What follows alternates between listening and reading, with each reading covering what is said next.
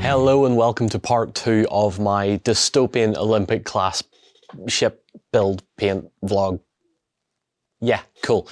So where we left in part 1 was we figured out how we were building the ships, then we went ahead and built them.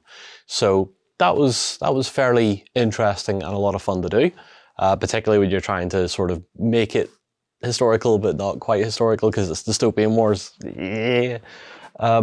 So we left off with the 3 ships built, which are all here, and we are now ready to begin the painting process. So they're all going to get the same primer because white particularly is going to be a color throughout all 3 ships, at least white, you know. But what I want to do is base prime them in some grey Seer, because this is just a really tidy base coat.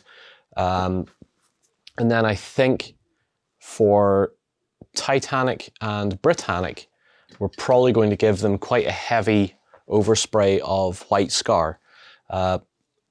Olympic, yes, has white in her color scheme, but it's not as prominent as it will be on the other 2. I mean, Britannic is essentially mostly white, and Titanic, half of it is white. So I kind of figure Olympic's going to start a little bit more grey, and then we can work in our other colours on top of that. And we do have a very nice white paint in here as well that I'm going to be playing with, which will work well for Olympic as we get on. So, I mean, really, there's not much else we can say other than let's just start spraying and let's just start painting. Now, the way we're going to paint is we're going to start with Titanic. We're then going to do Olympic because Olympic's going to take a bit more time. And then we're going to finish with Britannic because Britannic's going to be, I think, the more fun of the 3. Olympic's the challenging one. Titanic is the baseline. She's going to look as good as possible, as good as Titanic can. The other 2 are going to be more of a challenge and more fun, I think, anyway. Well, without further ado, let's get spraying.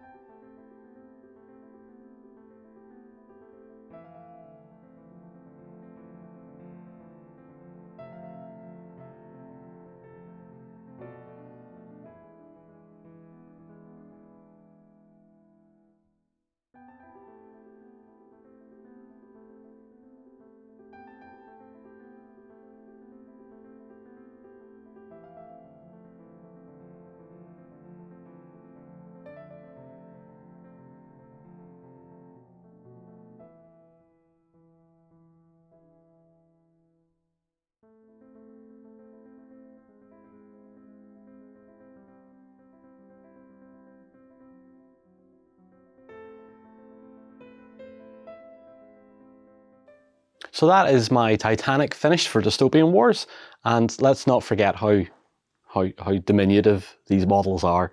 They are quite small. What I didn't show on camera was adding a few little details and a tidy up step. So for example, highlighting the funnels with the base color again, going back over certain areas with the white for the upper hull, just to tidy up a few things here and there where the wash got onto it from the decking and stuff like that. And then the two starboard and port marker lights, the green and the red. Overall, it's a lot of fun to do. I know this is probably the easiest of the three, but it's the most standout because Titanic is obviously infamous for having sank on its maiden voyage and sending shudders through every ship that existed at the time. Everybody stopped, paused, had a look at what they had and decided to go on, except for the French. The French came out with a ship 5 days after the loss of Titanic that maidened, that had better lifeboats and all already in part of the design. So the French were ahead of the curve there, we'll give them that. Anyway, as far as the models are concerned, and as far as this vlog's concerned, I think we're going to end part 2 with just Titanic. I think we'll split the ships up a little bit, give the other two a bit more room to breathe, because there's not a lot to say about Titanic historically because it's been covered so much already, and Ocean Liner Designs does a fantastic job of covering some of the minutiae on the ship as well.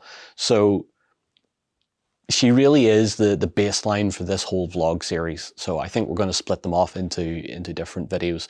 We can talk a little bit more about Olympic in her own video and Britannic in her own video as well. But overall, I think it's good to get a decent start. It's good to have the first one done and have an idea of the amount of time it takes, because cleaning steps and highlighting steps are definitely necessary in making a ship look this clean at this scale. So there has to be a lot of care and attention to put into the final product. It's also really making me want to make another part of the vlog where I make a display base for all three of them. You can let me know in the comments if you think that's a good idea or if I'm just pushing it a little too far. But yeah, we'll see how that goes. So thank you very much for watching this one. Hope you tune in for the Olympic one, which will be up next. The most challenging of the three by far. Yes, and until then, stay safe, take care, and see you again very soon. Go ahead and check out our other content on screen now. And while you're at it, why not hit subscribe and remember to ding our dong. Go on, you know you want to click it. Go on.